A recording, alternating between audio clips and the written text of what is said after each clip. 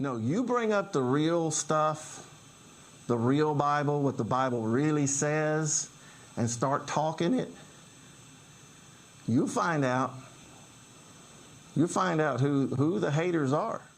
Around 400 years ago, a paradigm shift occurred in which God was replaced by an even more ephemeral cosant called nature, giving rise to modern science.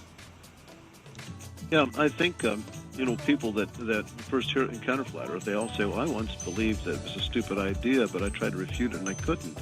Well, that's because you didn't go to the right sources. You went on the internet and you heard these arguments from flat Earthers that you couldn't answer. Yeah. That's because you didn't know the answers. I know the answers. I haven't encountered an argument yet I couldn't refute. So how do you have gas pressure without a container?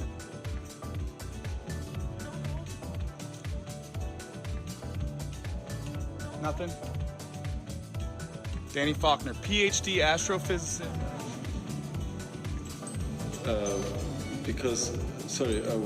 Why doesn't Earth's gravity hold the air inside of the shoebox which is in the midst of a vacuum?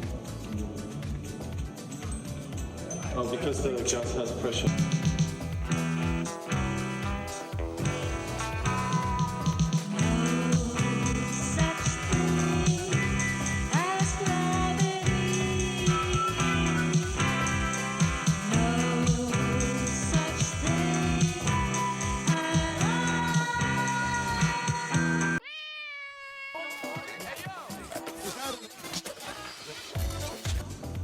Helium?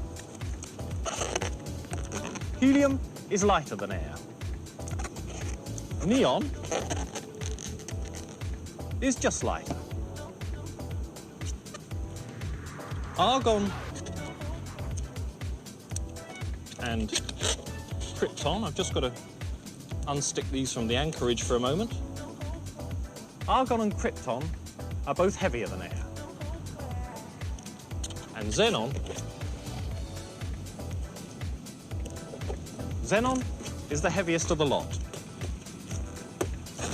You've heard of a lead balloon? Well, this is it. Your uncle at a birthday party or something take a helium balloon, which is what's in here. You know, and he goes and he grabs one and he undoes it. Yeah. And then he ends up talking like this the entire time, right? Which is always fun. If you want to give it a shot, Chris. Sure. All right. A little bit of a special gas. I have some sulfur hexafluoride. Can you see it? Isn't it beautiful? I'd be lying if I told you I could see a difference. I'm not seeing anything. So it's translucent, just like normal air is. So we're gonna have to get a little more clever if we want to see it. So I'm gonna remove. Now, how are you pulling the lid off here? Explain this. I'm just pulling this lid off because I've actually put the sulfur hexafluoride in here, and it's 6 times heavier than normal air. And so to see it, this is just a normal air balloon, right? Okay. I'll take this one from you. Okay. All right, we'll just get rid of that. Go ahead and take that and just place it on top of my tank here. All right. Just like you're putting a bobber and some water and just. Shall I let go? Just go ahead and let go. Okay. Very cool. Isn't that just amazing there? Isn't that just so cool? Yep. And if you could see too, the balloon isn't attached to anything or surrounded by anything. You can go ahead and tap it. It's almost like it's a cork in water. And that's because, don't do it too much. You're gonna get rid of all my sulfur hexafluoride. That stuff's expensive, Chris, okay? You can kind of pour it, so if I... Okay. I can actually talk by pouring it directly into my lungs, okay? And it's a great way to learn about, density and air. And Things get even more complicated when we examine the fact that there is not even a single concept of gravity in play. The first theory of gravity was devised by Sir Isaac Newton, and it basically stated that smaller objects of mass are drawn toward larger objects of mass. A few hundred years later, Albert Einstein's theory of relativity upended the classic Newtonian concept of gravity, claiming that gravity was caused by interactions between objects in space-time. The strangest part of this is that both theories can still be applied to reach desired outcomes. If you want to build a skyscraper, assuming that Newtonian gravity is true will help you achieve that outcome. But if you want to solve cosmological problems, you will need to assume Einsteinian gravity to get positive results. Both theories of gravity are simultaneously true, depending on what you are trying to accomplish. However, if a single, omnipresent, omnipotent force is regulating gravity, then it would not be possible for two competing absolutes to coexist equally. And now there have arisen further complications. as physicists are beginning to embrace the theory of quantum gravity, which is too complex to explain here. That is the biggest question for the 21st century. Who will find the answer?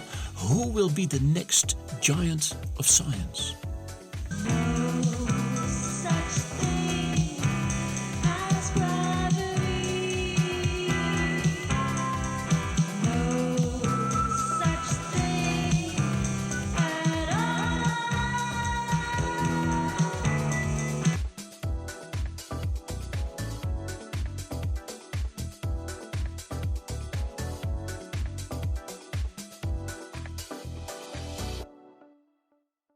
I've believed as many as 6 impossible things before breakfast, and I still haven't found what I'm looking for.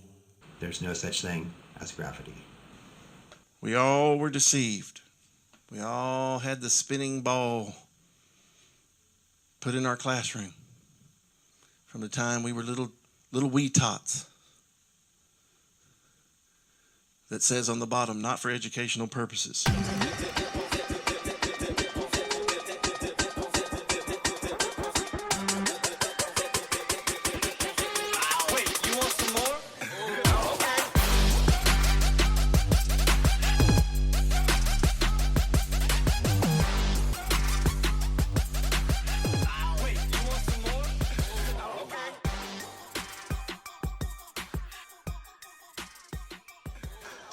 It's a spiritual battle, a warfare between good and evil. There's always someone walking among us who has nefarious objectives and will use some of our greatest technology for the unraveling of civilization. That's always been the case. Thanks a lot for searching that out. I appreciate that. Fisherman in the box. Fisherman in a box.